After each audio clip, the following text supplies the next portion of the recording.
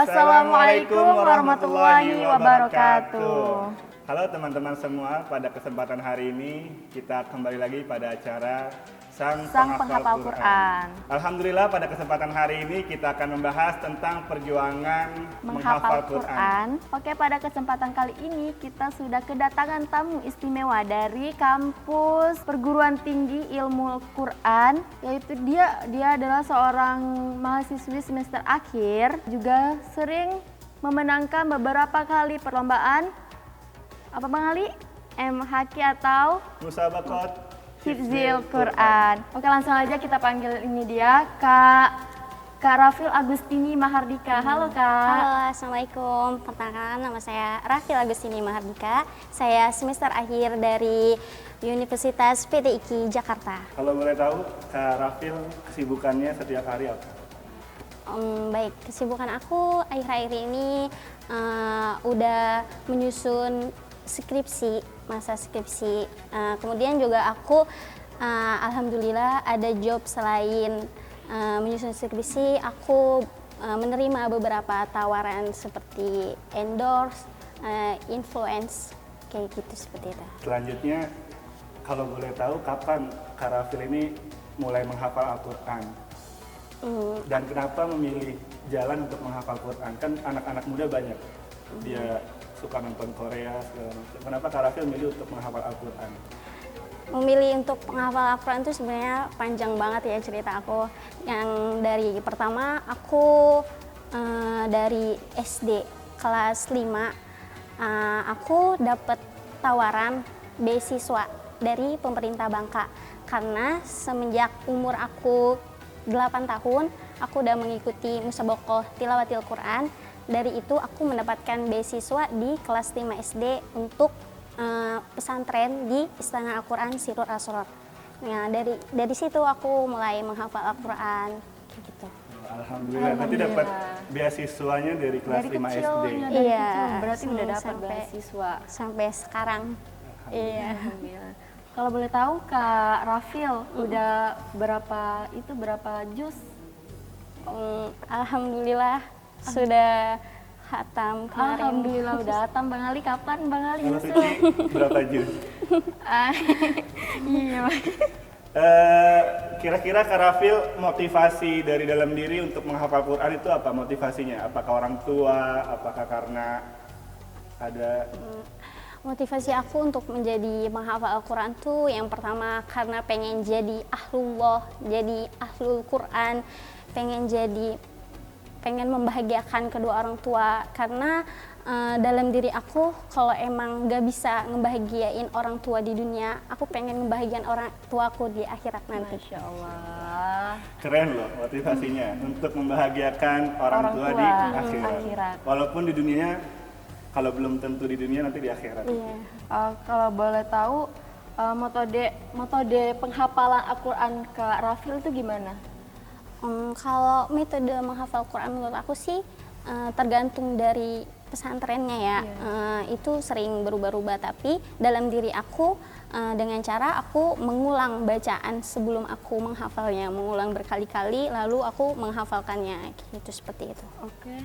Itu Kak Rafil mengulang itu berapa lama? Sekiranya sudah fasih sesuai dengan makhraj dan tajwidnya, baru aku bisa lebih lancar ngafalnya, begitu seperti itu. Kak Rafil, kalau saya boleh tanya nih, kalau setiap cita-cita atau setiap pencapaian itu kan biasanya ada gangguan atau perjuangan nih. Ada mungkin caci maki atau ada fitnah segala macam. Ini bagaimana cara Kak Rafil ini perjuangan menghafal Qurannya sampai akhirnya 30 juz hafalannya? Iya, mungkin. Itu menghafal Quran tuh gak mudah ya. Banyak banget cobaan, banyak banget lika-liku. Aku sih ingat dari tujuan awal aku menghafal Quran itu untuk apa. Karena kalau kita udah bertujuan karena Allah, insya Allah itu semuanya akan mudah dijalanin. Itu aja sih. Meskipun berat, tapi karena emang tujuan kita mendapatkan ridho dari Allah, itu pasti bakal mudah. Pasti bakal diberi kemudahan sama Allah. Gitu. salah satu godaan penghafal Quran kalau boleh tahu? Apakah Godaan terberat penghafal Quran. apakah laki-laki ataukah jauh dari orang tua karena harus pesantren atau Iya, apa? itu sih. Mikir itu. Karena aku jauh dari orang tua dari SD mungkin ya. Yang seumumnya anak SD masih deket sama orang tua, masih manja-manjaan sama orang tua, tapi aku di umur segitu aku udah jauh, itu tantangan terberat sih. Apalagi merantau yang aku nggak tahu dunia Jakarta tuh kayak gimana, kayak gitu. Oh, dari Bangka ya? Oh iya. Bangka, Sumatera. Masya Allah. Sumatera. Bang Ali dari mana? Saya dari Medan. Oh iya, Sumatera juga. Oke Sici, kita akan lanjut. Di segmen berikutnya kita akan tanya-tanya lagi ke Rafil bagaimana hubungannya dengan Al-Quran. Iya, bagaimana kedekatannya dengan Al-Quran lebih lanjut.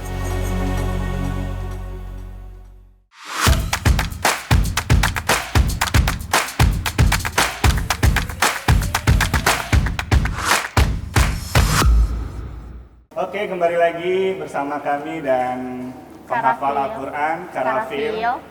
Kita lanjut untuk pertanyaan yang selanjutnya. Ini kalau Karafil lagi bete, sedih, galau, Lagi down, down. kira-kira tuh ada perasaan buat udahlah ninggalin Quran aja nih, nggak pernah baca lagi lama gitu. Itu gimana cara kembali lagi untuk menghafal Quran Cara atau mengembalikan mempertahankan? mood Kak Rafil ini cara. Nggak bisa dibohongin ya, karena kita juga sebagai manusia pasti punya perasaan seperti capek, bad mood, bete, apalagi sebagai menghafal Quran ini tadi nggak mudah. Kalau aku sih inget tujuannya dari awal aja ya. Soalnya aku tipe orang yang kalau pengen sesuatu ya udah aku pengen ya sampai bener gitu, harus konsisten intinya kayak gitu. Aku inget orang tua juga, inget tekad aku dari awal. Masa dengan capek sedikit doang aku berhenti dengan perjuangan aku yang udah aku lewatin, kayak gitu aja, masa mau nyerah kayak gitu, seperti itu. Tapi orang tua ngedukung. Kamu hafal Quran 30 juz. Ngedukung Biasanya banget, ada orang tua alhamdulillah. yang aduh Islami nih ngeri nih, ini ngaji di mana nih gitu. Gimana tuh? Ngedukung banget, alhamdulillah Oh, sih. ngedukung ya. Iya. Alhamdulillah ngedukung. Oke, kalau boleh tahu Kak Rafil, manfaat Kak Rafil sudah membaca Al-Quran itu gimana? Sudah menghafal Al-Quran itu gimana? Manfaatnya banyak banget sih dalam kehidupan aku, apalagi orang tua ya, banyak banget, yaitu banyak dapat keberkahan. Salah satunya aku dari kecil aja untuk menghafal Al-Quran aja aku nggak bayar sepeser pun. Itu salah satu keberkahan dari Al-Quran seperti itu. Sampai aku kuliah sekarang, alhamdulillah itu salah satu dari keberkahan menghafal Al-Quran. Masya Allah. Kamu kan dari kecil nih ikut musabaqah tilawatil Quran. Iya. Kamu nggak ikut itu acara-acara lomba-lomba yang di TV-TV gitu? Yang internasional. Kan dari kecil dari kelas 5 SD kan ada tuh acara yang terkenal di Indonesia tuh. Oh enggak sih kayaknya, Enggak. karena nggak terlalu pengen menampakkan diri Famous. sebagai, iya kayak gitu, nggak, iya seperti itu. Selanjutnya surah apa nih kira-kira yang bikin kamu tuh senang sama diri kamu, atau ada yang menginspirasi kamu tentang surat-surat di Al-Quran, apakah surat tentang akhirat, ataukah surat tentang dijanjikannya surga, atau apa gitu yang membuat kamu tuh terkesan ingin terus bersama Al-Quran? Menurut aku sih surat Al-Furqan ya seperti itu, karena dijanjikan sama Allah tuh sebagai kita kalau udah dekat sama Al-Quran tuh kita nggak bakalan sesat, kita nggak bakalan susah. Jadi Allah janjiin kalau kamu dekat sama Al-Quran berarti kamu dekat sama kebaikan, seperti itu. Masya Allah. Karafil, ini kan kalau dalam kisah penghafal Quran ya, dulu di zamannya Imam Syafi'i itu orang hafal Quran, dia lupa hafalannya hanya karena dia melihat betis perempuan. Itu perempuan sama nggak bisa hilang hafalannya karena ngelihat laki-laki Laki-laki misalnya? gitu. Matanya ketuju pada laki-laki, kan bisa hilang hafalan gitu. Kalau aku sendiri sih enggak ya, alhamdulillah. Tergantung cara kita menjaganya ya, mungkin. Tapi ada beberapa penghafal Al-Quran ketika melihat sesuatu yang ganjal, pas langsung hilang, langsung buyar. Karena menghafal ayat Al-Quran itu kan suci. Itu karena kalau melihat hal-hal yang sensitif pasti langsung buyar, langsung pudar. Nah, dengan cara memperbaikinya lagi, mengulangnya lagi, murojaah terus gitu. Itu kan menjaga hafalan itu susah banget ya Kak? Iya, susah banget. Itu kakak menjaganya terus menjaga menjaga muli. Iya, Oke. seperti Bang itu. Ali? Berarti kalau murojaah itu setiap habis sholat atau kapan? Apakah habis subuh atau Iya. malam hari? Kalau aku murojaah tuh di 3 waktu pekan. aja itu? Habis subuh. Habis subuh. Kemudian kalau aku kan subuh pagi langsung ke kampus, terus maghrib sama sebelum mau tidur gitu. Iya. Kalau boleh tahu Kak, kalau masuknya hafalan itu waktu kapan aja? Itu tergantung pribadi masing-masing ya mungkin. iya. Kan kapasitas kita sebagai manusia kan beda-beda untuk menghafal Al-Quran gitu seperti itu. Nah ini ada problem di tengah-tengah masyarakat ini ya tentang Al-Quran. Problemnya itu pertanyaannya gini, kira-kira boleh nggak sih kalau cuma baca doang tapi nggak tahu artinya? Percuma dong, cuma baca doang tapi nggak ngerti maknanya, itu gimana? Apakah kita lebih baik baca aja itu baik atau harus sama maknanya atau sama artinya?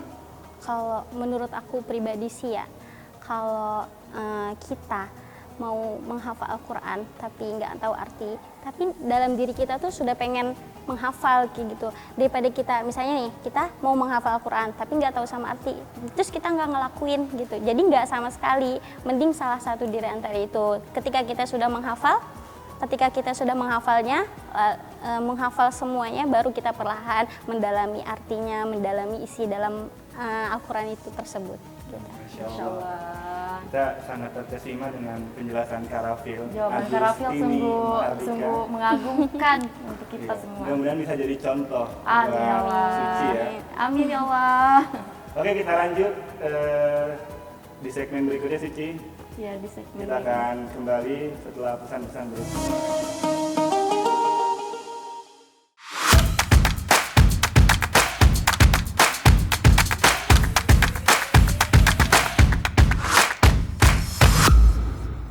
Oke, kembali lagi bersama kita Suci. Ya.